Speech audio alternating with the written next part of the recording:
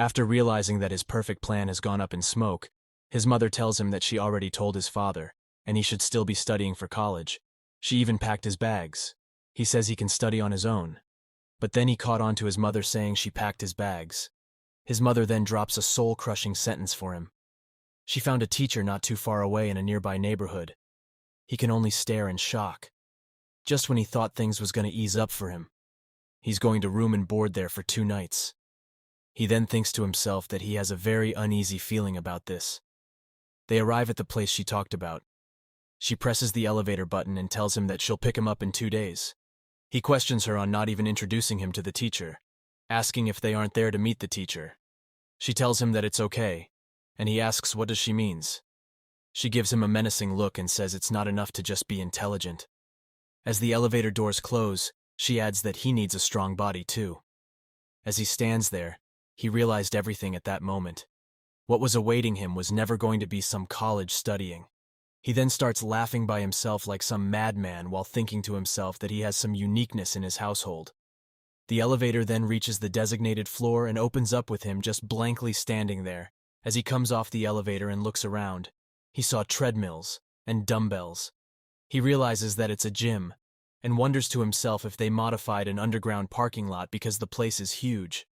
Someone then approaches him and says, "So it's you," which catches his attention. After he sees the person, he's completely surprised. We see that it's a well-built, beautiful woman that could snap him in half. She asks him to confirm if he's Sulhay's son, which he confirms that it's him, but tells her that he doesn't know why his mother sent him. She then says that his mother told her that he studied for 2 days straight, and his body will be wasted if he only uses brain like a geek. He awkwardly laughs while remembering all the brutal training he went through with the man, thinking to himself that he can't tell the truth here either, and it's unfair. He then starts narrating that ever since he was young, his mother's nurturing philosophy was simple. If you don't listen, your body needs to be hit. You must take responsibility for the mistakes you make. When living under values like this for 20 years, you naturally start embracing them. Guang gets a flashback of what he's talking about. We see him in a boxing ring trembling, and his mother is in the same boxing ring looking furious with a smile, ready to beat the life out of him. He continued to narrate that if he rebel against his mother, he gets the shit beaten out of him. We then return to the present. He came to the conclusion that refusing won't work here either. He can just tell by the looks of the teacher. She tells him to catch and throws him a smartwatch. He looks at it in confusion and tells her that he has a trauma from receiving things like this, asking what is it for. She replied saying it's just a device for a bunch of measurements, and he should put one on his wrist and ankle. After equipping the smartwatch, he asks her if she's going to train him by any chance, and she tells him that he'll be tested first. He asks tested how, and she points at a treadmill and tells him to run for now. As he's running, we see her on her phone. She tells him that she heard that he doesn't train on his own. She then straight up calls him trash in front of his face, adding that his heart rate is good though, so his body is good. But then she asks if that's really all he can do at this level. Guang thinks to himself, why am I getting bullied? Wondering where did his PS5 and resting time go? She calls him lazy twice, saying he's this way because the world nowadays has everything he might want. Guang wonders to himself if they aren't the same age, but then he corrects himself thinking that immortals and shapeshifters age slowly, so she's probably older than she looks. He then asks her how long does he have to keep running for. She replied, saying don't stop and just keep running. She tells him that first is cardio. They'll steadily upgrade his body. She confidently tells him that she'll make him reborn from head to toe. Guang looks at her without saying a word. He then tells her that he doesn't want a second mother. She responded to this asking if it's because he's Sulhay's son that he likes to joke. Guang says in his mind that it wasn't a joke. We see that it's now nighttime. He's still running from the time he got there. She tells him to don't stop, saying even her grandma wouldn't be tired after this. As he's out of breath, he has to remember the time he's been running for, which he shouts out, 14 hours, 4 minutes 30 seconds. He thinks to himself that he can't believe he's made to run all night without a break. Even the immortal training has resting times. As she paces back and forth, she tells him that he's an amateur level for trusting his given body without any training. She then turns on a TV on the wall in front of the treadmill and tells him to listen while he watches. It's the stretching they'll do later, so he has to memorize it. As he looks at the screen, he thought to himself that how can a human body bend like that? She further elaborates that he has to train his flexibility. A stiff body is disadvantageous, which leads him to wonder where can it be disadvantageous. He'd like to ask that, but he's out of breath. Even with a shapeshifter's body, running for 14 hours straight leaves him breathless. As he starts reciting the time, he thought to himself that on all else he has to keep timing it in case he get asked. More so, he must memorize the video in front of him and listen to the teacher's explanations, thinking how brutal the training is. But he can take it. He then gets a flashback of the training with the man. The man tells him that it looks like he's proficient in blocking senses, but that's not enough. If too many senses become dull, his movement will be a mess. The man gives him advice to clear his mind of the sense he want to block, and at the same time make another one more precise. In other words, he need to learn the multitasking of senses. We return back to the present. As he's breathing heavily, he thinks, timing, memorize the moment from the video, and listening to the teacher, while running, all divided into 4 different tasks. But running is done by his body, and teaching and video don't come at the same time. Along with putting aside a sense for timing, performing the other tasks isn't very hard. He then starts counting down the last seconds, until it's now 24 hours. He shouts that it's finally over while breathing heavily. She tells him that his brain is pretty good. The time then changes today. She tells him to loosen up his body because flexibility is mandatory, and he complies. She asks him if he remembers the video he watched, saying that she'll be demonstrating so he should follow what she does. She then bends backwards that her head is almost touching her heel. While he stands there and watch, he thinks to himself that such flexibility with that body is cheating. She then tells him to try, and he complies. We see that he can't come close to what the teacher did. She tells him to not overdo it because flexibility takes time. They will increase the range of motion little by repeating the same stance every day. To put it in easier words, they're slowly ripping the muscles. He thinks to himself, so healing after ripping the muscles will increase my flexibility. Then I don't have to do it little by little, right? Because immortals heal quickly after injuries. I just have to endure a momentary pain. We see him bend all the way back while making a cracking sound, which surprises the teacher. She shouts at him in panic and fear, asking if he's okay, saying who taught him to be this disobedient. He laughs and says he did it, which in turn the teacher calls him an interesting guy while breathing a sigh of relief. But he breaks the moment by asking for help to get up because he can't do it on his own. She tells him that's enough for the day and they should eat now. We see a whole pig prepared. He asks if they're going to eat an entire pig. She replied, saying yeah, but then points at it and says that one's hers. She then pulls out another one and says it's for him, which left him confused on 1 pig per person. She then tells him that eating is training as well, so he should get used to accumulating enough energy to move later when he eat, which makes him ask her if she's an hibernating bear. We see them devouring the food. She tells him not to clean it after eating, just stack it. 2 days a week is too short. It's not even enough to get the main points. He agrees, and thinks to himself that it's good. It's just a pig roasted with some seasoning. But maybe it's because he ran a whole day without eating. That's why it's delicious to him. She aggressively tells him to eat it all. If he leaves any, he dies. He replies saying he grew up learning not to leave food. She finishes and tells him that she's heading in first. After he finish eating, he should wash up and go to sleep. He is unable to answer because of the amount of food he's gobbling down. After he finish eating, we see him in his sleeping room. He lets out a sigh of relief, thinking to himself that it's a lot better than sleeping with mosquitoes in the forest. And unlike the man, he can use his phone here, wondering if he should call his mother. He then gives his mother a call. As she answers the phone, she asks, "How are you?" asking if he's okay. He thinks to himself, how can she worry about me after sending me here? He tells her that no way he's okay. But before he could finish, she starts blabbering about how she told the teacher dozens of times not to go easy on him just because they know each other. But she's still worried that the teacher is going easy, which leaves him dumbfounded and confused. She continues to say that if the teacher is too light on him, then he should tell her to be harsher. She then says his father is home and she's busy now and hangs up, which only leaves him more dumbfounded and confused. He wonders in sorrow how can his mother not worry about him. He then starts narrating that he realized something after training on the 2nd day. If an immortal's training is psychotic acts, then a shapeshifter's training is an ignorant act. The standards are how many kilograms of barbells can he lift? What are his big 3 1 R M? We see the teacher telling him to do one more and him saying he's going to die. His face is red from the pressure he's under. He continues to narrate that knowing and surpassing his limits is the core of the training, and science is added to the shapeshifter training with the use of many devices and electronic applications. She then tells him that his reflexes are too dull. She puts down a barbell and tells him to lift it. He thinks to himself that 20 kilograms on both sides and adding the bar, a total of 60 kilograms. He lifts it with ease and thinks that it's no problem lifting it. The power of a shapeshifter is 3 times the power of an average adult male. She tells him to carry it and follow her. He does as she says and follows her up the stairs. She then tells him to run with it, which confuses him. He stands there for a moment without saying anything.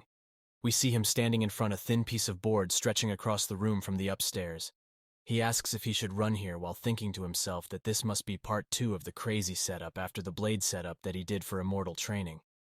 She tells him to always get his center of balance and use his reflexes for the rest.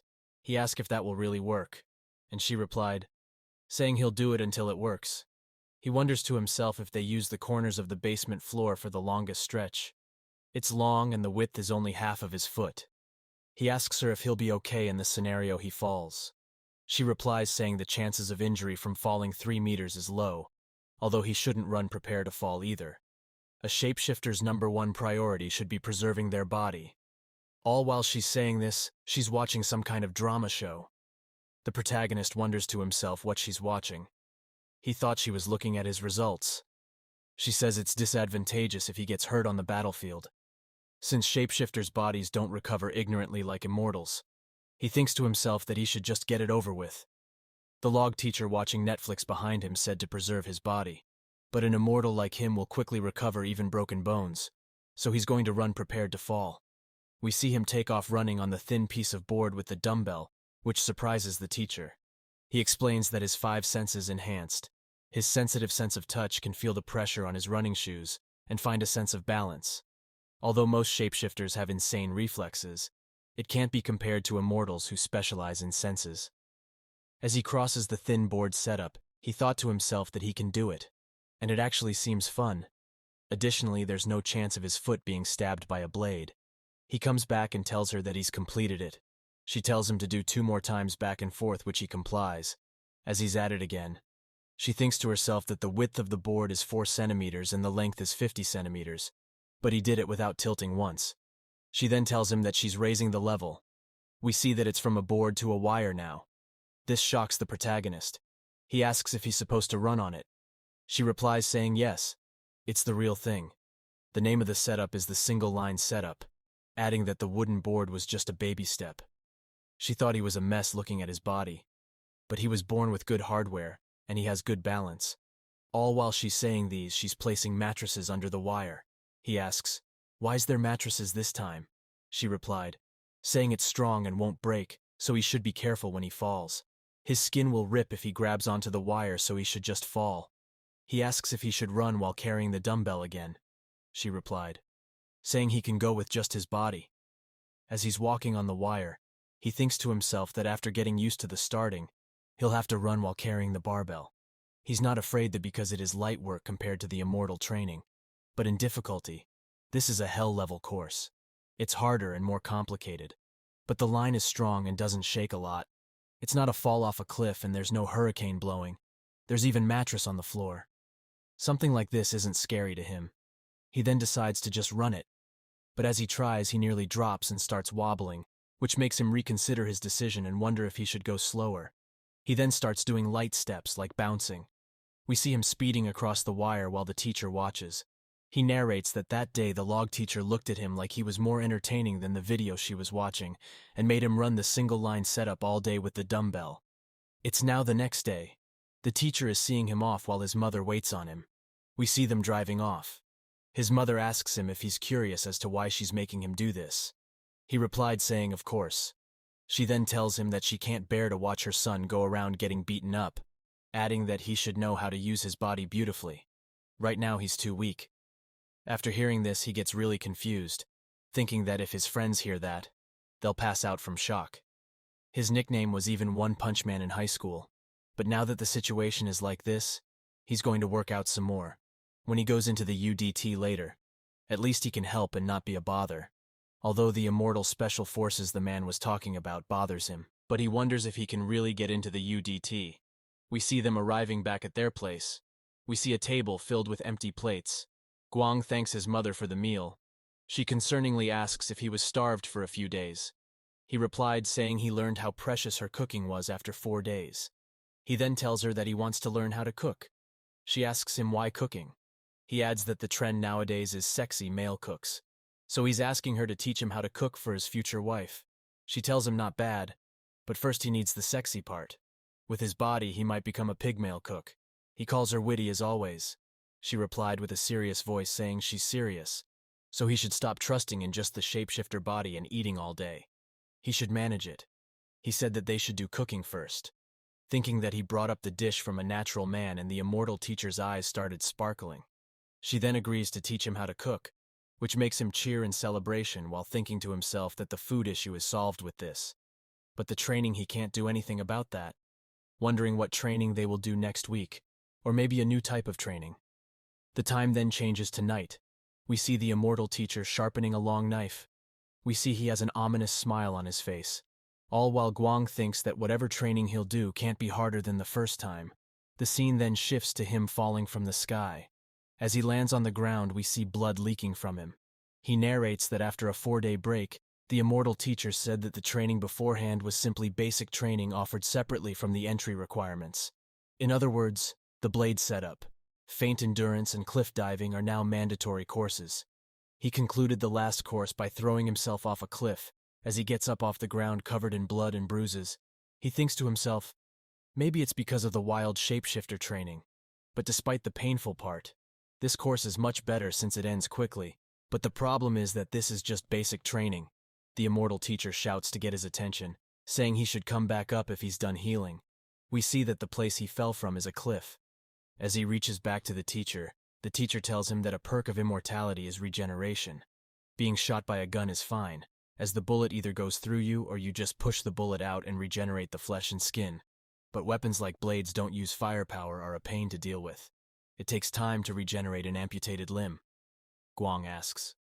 If that's why he said immortals have to be careful, the immortal teacher replied, saying he can afford to receive attacks that inflict a small damage within the body, but he has to avoid attacks such as the ones he's showing. Guang thinks to himself that he swings like a murderer would. Guang then asks him the reason he pulled out a blade. We also see that he's scared and cautious. The immortal teacher replied while pointing the blade in his direction, asking what does he think he pulled it out for, saying he thought he was smart. Guang thinks to himself that this training is a continuation of the blade setup, so this must mean that he'll be taking the blade this time. The teacher raises the blade with a menacing look and tells him to deflect it. We see that he swings at Guang and he dodges. The teacher takes a second swing at him again and he dodges. He then takes a few steps back to get out of the teacher's range. The teacher tells him that the goal here is to avoid major injuries while taking minor ones instead. It's no use if he avoids everything, adding that Guang is a bit athletic so he'll start easy. Guang reluctantly agrees while thinking to himself that, how can I not avoid them? The teacher then slashes him across the chest, saying that if he goes for thigh or calf muscles, Guang must take it with his shin bone instead, or deflect it to the side. As he's saying this, he slashes Guang on his leg and arm. Guang thinks to himself that he just means get hit by the blade anyway. At least he's already done the blade setup. As he's thinking this, we see that he's covered in wounds. His wounds then starts to heal up. The teacher tells him with a bloodthirsty smile that he's regenerating well, so they should continue. He then charges at Guang while he's healing to attack him. We see a lot of blood spewing from the attack. After a while, we see that both Guang and the teacher is tired and out of breath. The teacher tells him that anemia is one of immortality's weaknesses. Guang asks if immortals carry around blood packets for blood transfusions. The teacher replies saying usually yes. It's better to stop the bleeding beforehand. After hearing the teacher's response, Guang thinks, wait, you do it for real? It was a joke question. The immortal teacher then tells him that they should take a break and eat. Guang tells him that he'll cook for the both of them today. The immortal teacher asks if he's going to cook instant ramen, and Guang replied saying no. We see him preparing the food. After a while it's ready. He tells the immortal teacher that it's the meat sauce spaghetti, along with his mother's tip. If you crave tasty food, cook something with a lot of sauce. As the teacher took a bite of the food, he is shocked by the goodness of the flavor. He tells Guang that it's good. Guang replied saying, At least his taste buds are normal. The teacher menacingly asks him what he say. He quickly corrects himself, saying, since immortals have good senses, that means his taste buds are sensitive.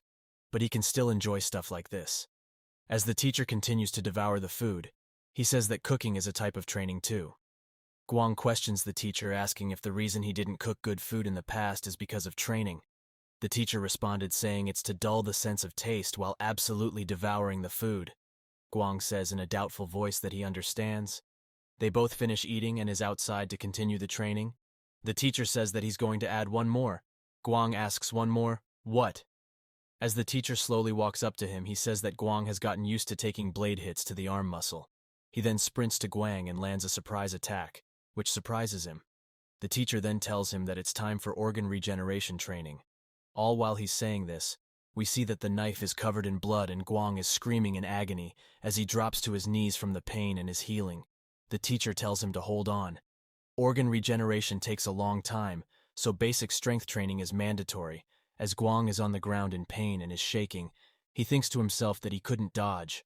There was no indication whatsoever.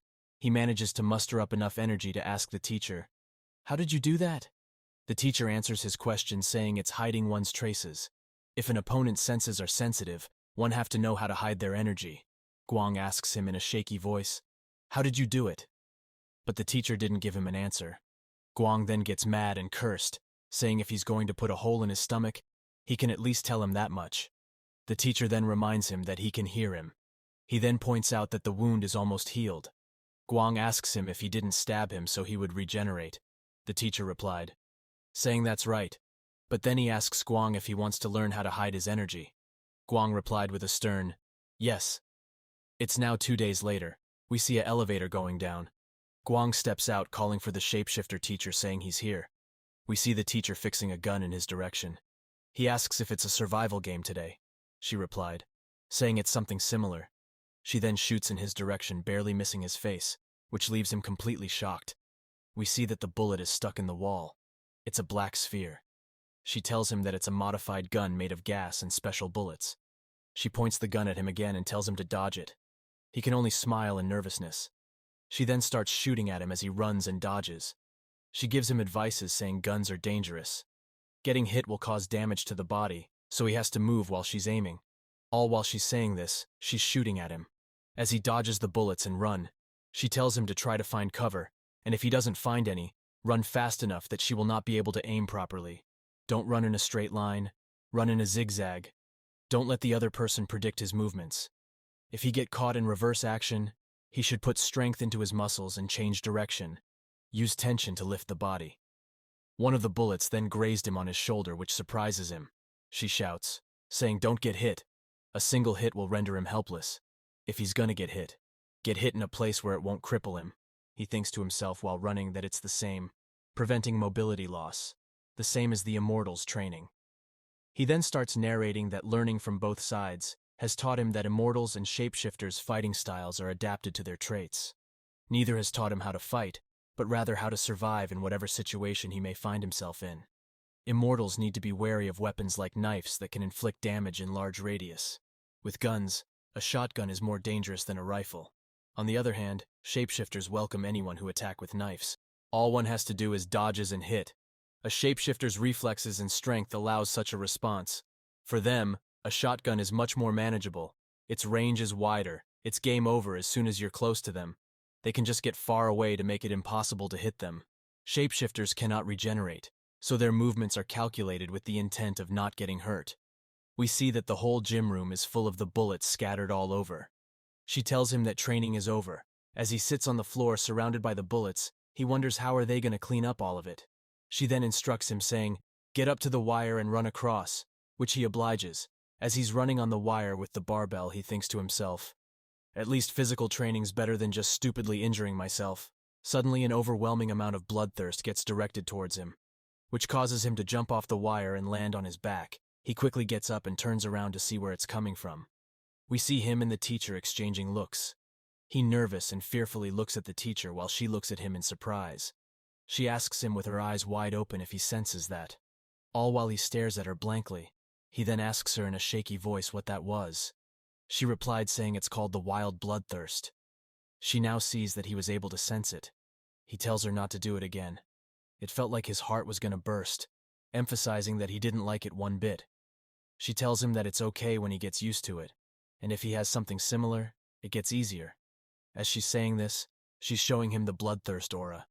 She tells him to keep training while he can only look at her in terror. He thinks to himself that shapeshifter hell training has began, but funnily enough, after 2 days he stopped falling to the ground while running along the wire. He figured out a way to withstand the teacher's bloodthirst. We see that she uses her bloodthirst on him from time to time, which make him think to himself, she just keeps it up. Thanks to his heightened immortal senses, he was able to grasp the feeling of bloodthirst with his 5 senses, and used his 6th sense to deal with it. As he runs across the wire, he thought to himself that he has to flex the lower stomach and hold it. Then it's somewhat manageable. As she watches him and sees that he's getting across fine, she says to herself that he's doing it. His lessons continued to alternate between shapeshifter and immortal training. Immortal training is still akin to a punishment from hell. In addition to organ regeneration, he has to train with axes, spears, arrows, and even traps. One has to be especially careful around traps. We see the immortal teacher telling him that once he step in one, it'll hurt him terribly, and when the pain persists, his brain will have difficulty working. As he's saying this, we see that he has the eyes of a murderer, Guang replied, asking if things that cause continual pain rather than momental are dangerous. The teacher answers him saying usually, immortals fight while just taking damage to the body. That's why he has to get used to pain, since pain makes logical thinking difficult. Guang then continues to narrate that he had to eat poison afterwards. The shapeshifter training wasn't that much different either. He has to train starting with weighted belts and vests while dodging bullets, and added weight using sandbags to his wrists and ankles. He also continued to train in dodging bullets and walking across the wire, and other times he worked out his body with dumbbells. Of course there were changes.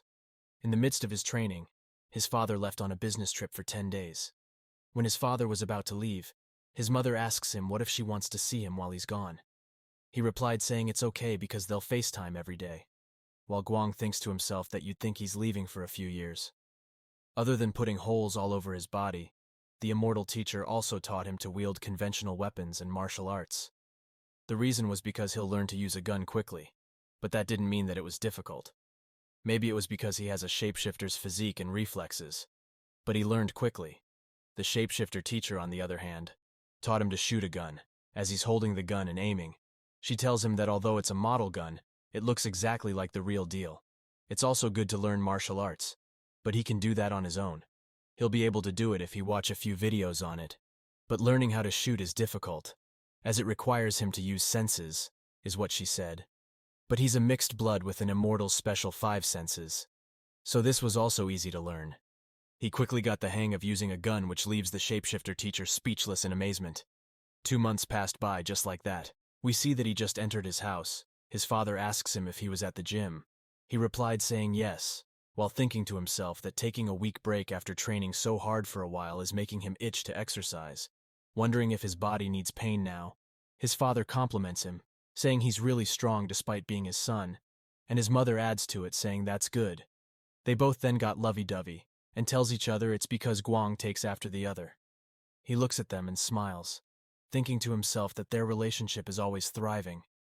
But why don't he have any siblings, though? He then enters the bathroom and stares at himself, wondering why can't he get a girlfriend? His standards aren't even that high. Why would they be? He doesn't even want someone as healthy and sexy as his mother. Just someone cute and mature, but also alluring. It'd be nice if she's good at cooking, too. Maybe has the same hobbies as him. If he could add more to it, he'd want her to look good in jeans. If he can add even more on top of that, he'd want her to be smart and know what she wants to do. As he's inside the bathroom monologuing to himself, his mother gets a call from the shapeshifter teacher. She makes an excuse to her husband saying she's going to go see a student's mother. The husband asks her with concern that she's going this late. She replied saying the mother's kid's a senior in high school. She must be stressed. The husband agreed and says that that's a stressful time. As she leaves, his phone also rings. When Guang finishes with the bathroom and comes out, he calls for his mother saying he can't find the hairdryer, but then quickly realized that none of them are home. His phone then makes a noise and he picks it up. It's a text from his father. It shows that tomorrow is the test. His father texts him saying he should not be late. and he replied saying understood. He then says to himself that it hasn't been long since he last took a big exam, but it feels weird, thinking that his friends did wonder why he wasn't going to go to university after taking the CSAT. We see him remember a conversation he has with his friends. One asks him if he's not going to apply, one says he's arrogant, and the other tells him to give his grades to him instead. He continues thinking that he doesn't think it's a shame that he's not using the good grades for anything. He never meant to go to college. His path was already decided 9 years ago. He then gets a flashback of the day a great black hole called Hughes Gate opened. He was crushed under the debris of a collapsed building. But the moment he saw a man fighting countless invaders, he decided that he wanted to be like him. As we return to the present, he continues to think to himself that his mother would be upset if she knew. She said she wanted him to lead a normal life the day he awakened, wondering where she went all of a sudden anyway. We see his mother meeting up with the shapeshifter teacher. She asks his mother what excuse she made when leaving. His mother tells her that she said she had to meet some student's mother that lives in a nearby neighborhood. As they both sit at a table eating snacks, she asks his mother if she's not curious. His mother says about what? The shapeshifter teacher then says, "Obviously your son." She haven't asked once how he's doing. She replied to the teacher saying she just wants him to do decently well for a half-blood. She then corrects herself same time saying, "A human and shapeshifter mixed blood usually lacks half the capabilities of a normal shapeshifter," so she couldn't ask because she was anxious. The scene then shifts to his father on the phone. His father asks the immortal teacher if he's serious right now, asking if he wants him to throw him into the Pacific with his legs and arms cut off. The immortal teacher replied, asking if he didn't know, saying he thought he didn't contact him because he knew. His father then asks the immortal teacher what he's talking about. The immortal teacher answers his father saying that Guang is an irregular. The scene then changes back to the shapeshifter teacher and Guang's mother. His mother tells the teacher that he doesn't have to be outstanding or even good. She just wants him to be able to fend for himself against mad scientist groups of something of the sorts, the teacher replied, saying there was a mad scientist group a while ago, bastards that tried to combine different special species to make something superior to a pure blood's power. An irregular, his mother chimes in saying they failed. They ended up creating grotesque monsters with both its parents' powers. There was only one conclusion from their doings. Whether you're an immortal, a shapeshifter, a metahuman, or whatever, if you procreate with a human, you just end up weakening the special species' blood. The teacher then tells her that she got lucky. His mother asks why. The teacher then tells her that she hit the jackpot with her son. We see his father still talking on the phone. His father questions the immortal teacher about what he means in irregular, asking if Guang's abilities are weaker than a quarter of an immortal, while thinking to himself that he thought he'd at least live up to half standard since his bloodline is strong. The immortal teacher then corrects him saying no. It's the opposite. Guang's talented. He's a genius of talents that he's never seen before. He even taught him how to hide his energy, which surprises his father. As his mother continues to listen to the shapeshifter teacher, she tells her that his hardware isn't good, it's excellent. But more than that, his mother then asks her what more. She adds that he has an excellent noggin. His mother gets annoyed and tells her not to use such terms. The shapeshifter continues saying he's smart, plus talented. Above all else, he even learned the wild bloodthirst, which surprises his mother after she hears this. We then get a view of what both his mother and father is saying. His father tells the immortal teacher that if he's lying to make him feel better, he's going to bury him for a good 2 weeks, while his mother warns the shapeshifter teacher that if she's joking, it's going to be a problem. Both the teachers tell his parents that they're telling the truth, he's a talented genius, which makes them overjoyed, saying as expected of their son. It's now the next morning. We see that Guang has just woken up and tells his mother good morning, asking where his father is. His mother replied saying he went out early for work, so he should wash up and eat too. He then realizes that the table is full of food and asks in a cheery voice if today is a special day. She says, of course today is an important day. He then remembers immediately that the civil service exam is today. She then starts blabbering about a bunch of brain usage stuff while he just stands there lifelessly agreeing and thinking to himself that although the training he received wasn't related to brain usage, but survival training, he then finishes off the food and thanks her for the meal. His mother asks him if he's ready. He says yes. He studied so hard that the material would come out even in his dreams. All while he's saying this, he thinks to himself that the only thing he dreamt about is his foot getting cut off and his organs being stabbed. She then tells him that his father will be disappointed if he fails. He thinks to himself that he can see it. She doesn't want him to be a public servant, but she also doesn't want him to fail. She wants to cheer for him, but she's worried for the shapeshifter part of him. He then confidently tells her not to worry, while thinking to himself that he's an immortal as well. She then agrees and tells him that if he fails, they'll meet in a boxing ring, which scares him that he thought of something that he didn't want to think about. She uses it to encourage him, saying, "If you don't want to be in a boxing ring, you just need to pass." He reassures her that he'll pass. We see him in an elevator going down. He thinks to himself that music is best when tensed up. He then got an idea with the precise senses of an immortal. He starts adjusting his vocals to how he likes. He sings all the way until the elevator doors opens. We see a girl facing him as he stands inside, which leaves him uneasy. She tells him that when he asks her out, don't sing. He doesn't need to sing well when he already have a face like that. We also get to know that her name is Kong Hyemin. As she enters the elevator, he asks her why is that her concern. She questions him if he's not going to ask her out. He tells her no, and she asks why.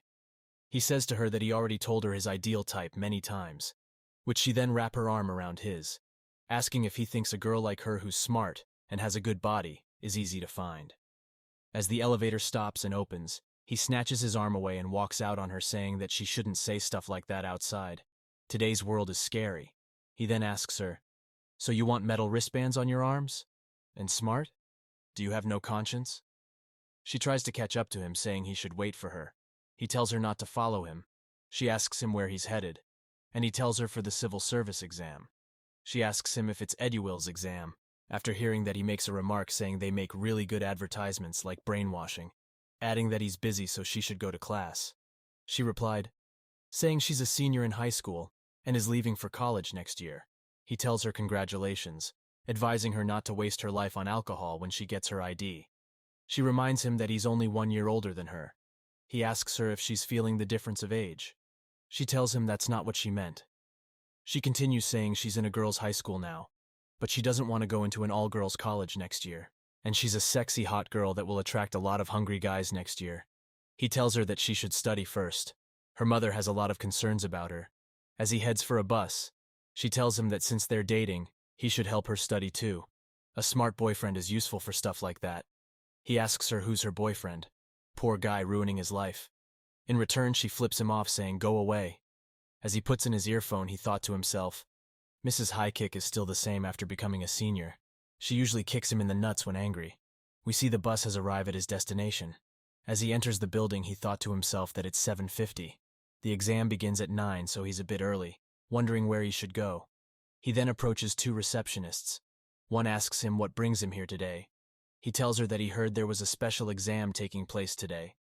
A man then comes up to him and asks him if he's an examinee, and he replied saying yes. We see that the man is trying to look menacing. He then asks Guang if he can show his testing documents. All while Guang wonders why is he staring at him like a fraud. Guang shows him the documents and tells him his name. After the man confirms the documents, he instructs Guang to take a specific elevator to the 9th floor. As he takes the elevator and arrives at floor 9, he wonders if he's at the right place. A lady then approaches him and asks him if he's an examinee.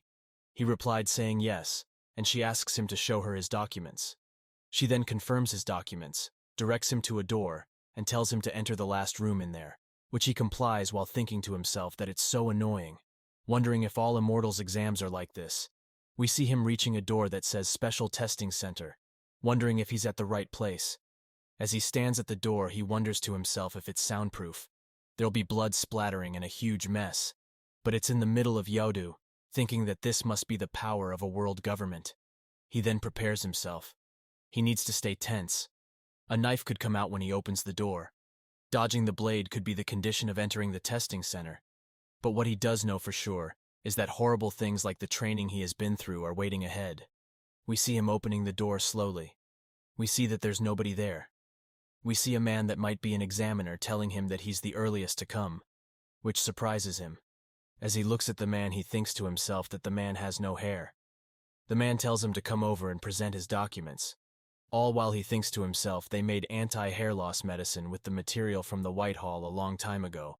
There are even cheaper ones with side effects, which means he is bald for fashion. The man then looks at him and asks what he's doing. He then hands over his documents and ID, wondering why there are so many checkups, thinking that they should be able to tell from his handsome face. The man then points at one of the desk and chair and tells him number 48. Over there. He realizes that it's a different test from what he imagined, wondering why there are desks and chairs. He never saw them during his lessons. As he sits down, he continues thinking that who knows what will happen. When the exam actually starts, the bald man might suddenly take out a knife and come running at him, so he must stay tense at the end. We see that he's fully focused. This way he won't be surprised by anything. After a while we see that more people came in. Most of them are even studying. He is now at the age of 20, is currently undergoing the biggest surprise of his life. The man then says he's sure that everybody brought one, but does anybody not had a testing pen? Guang was the only one that raised his hand. The man asks him, "Just what kind of bastard are you?" And he replied, "Saying right?" Guang felt something was wrong, but he could not say anything about it. The man then hands him a pen and tells him to take it. He looks at the pen and thinks that it's a normal test purost pen. He's really taking a written test. The atmosphere is just like any other testing center. But just what are they studying for? Will they give him shit if he asks them to show him what they're looking at, is what he wondered. He's noticed it before, but everybody has above-average looks. Some could even be idols. And the most attractive out of all of them would be this bastard. Even his hands are pretty. It's like he's shooting an ad on his own. He then gets noticed. But the man turns around immediately, which confuses him. He then starts hoping the man doesn't misunderstood. Some people then starts entering. We see that they have strange boards. They use the boards to separate everybody, announcing that they will now hand out the test paper. He wonders if the partitions are for immortals' heightened senses. That also explains why the desks are so far apart. We hear that some examinees are just arriving, asking if they made it in time. They tell them yes, and directs them to a seat. We see Guang receiving a paper. He thinks to himself that if it was a different kind of test, they would have rejected late arrivals like him right off the bat, and the test seems to be more relaxed. He looks at the test paper and it says, "If you tell anyone outside or post something online, spreading any information about the test will have severe consequences." He then takes back what he said about the test being relaxed. He then starts to hear the other examinees complaining about how hard the test is, and shushing each other. He begs for them to let him do blade runs instead of the test, so he can show his talent of running through blades. He then notices something on the paper. The first question is, "You've received a coin-sized puncture to the leg. Which action must be taken first?" He wonders if someone didn't say that it was hard. It's obviously to apply pressure to the wound. Other steps might be more important if you're not a special species, but a puncture wound the side of a coin can't be considered big, assuming it's from a projectile. The first thing to do is apply pressure. He remembers the immortal teacher telling him to make his priority to stop the bleeding. Continuous bleeding will lead to shock. Apply pressure, then find cover. The teacher said it before, but if you run through the blades a couple times, you learn it on your own. If you just stop the bleeding, a small wound isn't fatal to immortals. He then starts to wonder why all the problems on the test is about things the immortal teacher taught him. The next question is about shock. He thinks to himself that he's never gone into shock before, so he got scolded for it. We see the immortal teacher chasing him and asking him, "Why aren't you getting a shock? How much more do you need to be stabbed?" He runs while yelling, "How much more do you plan to stab me?" The teacher tells him that he may be an immortal, but otherwise he's like regular humans. If he goes into shock like normal humans do, at 15 to 20% blood loss, a human goes into shock. The next problem, you cannot avoid being hit by an opponent's blade. What will you do? Answer is to give up an arm. The importance of mobility is above all else. He suddenly recalled a movie he watched a while ago. The main character was from a poor family and entered a quiz show with a huge reward. The character answered the questions using their life experience. Questions about poisons. He has first-hand experience. This test is asking its takers how much they've used their immortal bodies, and how much they know. He's used his body to go through hellish training, basically went to hell and back. The common sense he learned from the immortal teacher, and the knowledge he learned from experience training like crazy. All of it was telling him the answer. He then finishes and puts down his pen. His training was studying. He then sees one more question on the back, a written response. 1. The question is how to kill an immortal excluding burying underground and water burial. He thinks to himself that this one is obvious as well. He answers the question and wonders how long he has to stay after finishing. While peeping over the board, The bald man thinks to himself that Guang still has an hour left, wondering if he gave up. He then says that those who are finished can leave first. Just flip over the test paper and leave. He then does that and leave. He then ran into the bob-haired lady from the entrance. She asks him if he already read the agreement details on the test paper. He tells her yes. She then shows him a tablet for the agreement part. As he fills out the information, he thinks to himself that if he breaks the agreement, he'll be arrested by the old force. Whether he's immortal or anything else, she asks if he's a mixed blood and he confirms it. She then gives him a warm smile and tells him good luck. He thanks her while wondering if this is a green light, but she's not his type. It's now nighttime. We see that the bald examiner looks stressed while marking the tests. We see he's surprised by Guang's paper. The answers he put for the last question was suffocation, freezing, combustion, pulverization. They're all dangerous for an immortal. Losing consciousness by suffocation, being frozen by use of liquid nitrogen, it being impossible to function properly due to body-wide burns when on fire, and it not being clear if we regenerate when pulverized. When trying to think of a way to kill an immortal, there's no shortage of answers. This problem had no specific answers from the start. Most immortals has a serious lack of safety awareness, so they have to think up all kinds of dangerous weapons and situations, how much they know about what can harm an immortal's body. The last question was a problem for that. Immortal bodies can regenerate. It's not like they don't die. Once they know that, it minimizes the risk of dying without having to memorize the ways to kill an immortal. Thinking that he heard Guang was a mixed blood between immortal and a human, he might be lacking physical abilities, but his intellect could be useful. He then finishes the corrections and is moving on to the last scoring, which is impression. The impression Guang gives, he doesn't seem like an immortal, was the first to arrive and just spaced out for an hour, left first, didn't bring a pen. 15 days then passes by. He gets a text message on his phone. As he's looking at his phone, he tells his mother he passed. She replied saying that's nice and continues cooking. He then shows her the phone saying it wasn't just a pass either. He scored the highest. She then immediately puts down the knife and takes up her phone, calling his father to tell him the good news that he passed with the highest score, which surprises Guang. He then asks her if he can undo his weighted belt today. She tells him to go and put on pants with a stretchy waist. His father then announces that he's home. We see that Guang is already at the door to greet him. His father asks him if he can at least say hi. The only thing that's on Guang's mind is the Korean beef that his father brought. We see them cooking up the beef. They then cheer with canned beer. His father says to him that he knew he'd pass. His mother adds to it saying he's their son after all. He replied saying the questions were easier than he expected, thinking that the immortal teacher was more skilled than he thought. His father says that since the results are out, the interview will be soon. It's over after the interview. Guang only replied saying okay with Korean beef on his mind. His mother then asks his father what department he's going to go into. His father replied saying he'll probably start in a subordinate public enterprise under the Ministry of Public Administration and Security. But he's not sure on the exact details, as his mother and father is having the conversation. He just sits there eating without saying a word. His mother fell for his father's usual behavior, but in his eyes, it looked like he was avoiding the question. He then wonders what are the government and old force selecting immortals for? What kind of work does an immortal civil servant do? He then starts staring at his father while thinking, he has a lot of questions, but his father probably won't answer any of them properly. His father sees that he's staring and asks him what's wrong. He asks his father to at least give him some tips for the interview. His father replied to him saying he doesn't know anything. We then see him getting ready in the morning for the interview. Shortly after celebrating getting first place in the written exam, he received a text message informing him about the interview date. It was held in the same building as the written exam. His father refused to tell him anything in the end. We see his father laughing while saying he doesn't know. In general, interviews are about personality, so just have the proper response ready. He thinks to himself, whatever, this will be the real test. We see his mother calling for him, telling him to do well. He replied saying okay, while looking extravagant in his suit. As he takes the elevator down and steps out, he sees his reflection on a glass. He then starts checking himself out, thinking that he looks good enough to debut as a celebrity. Kang Hyemin then interrupts his thoughts saying he's arrogant, asking if he's admiring himself on the mirror.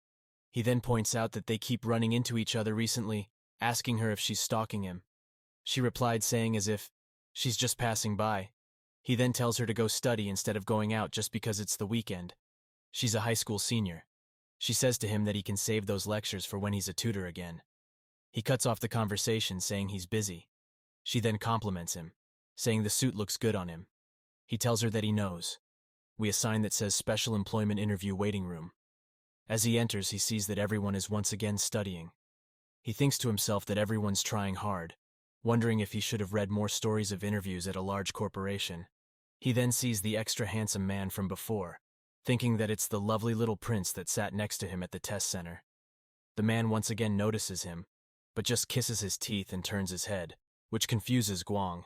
He then gets annoyed and wonders what's with that reaction, thinking that he's not going to sit next to him this time.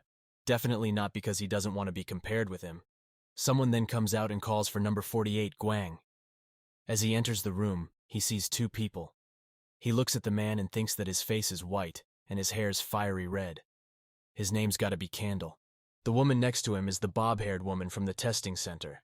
She asks him if they've met before. As he sits down, she asks him what motivated him to apply. Well, this is where this video ends. If you enjoyed and wish to see more, then please leave a like and hit the subscribe button and leave a feedback. Thank you.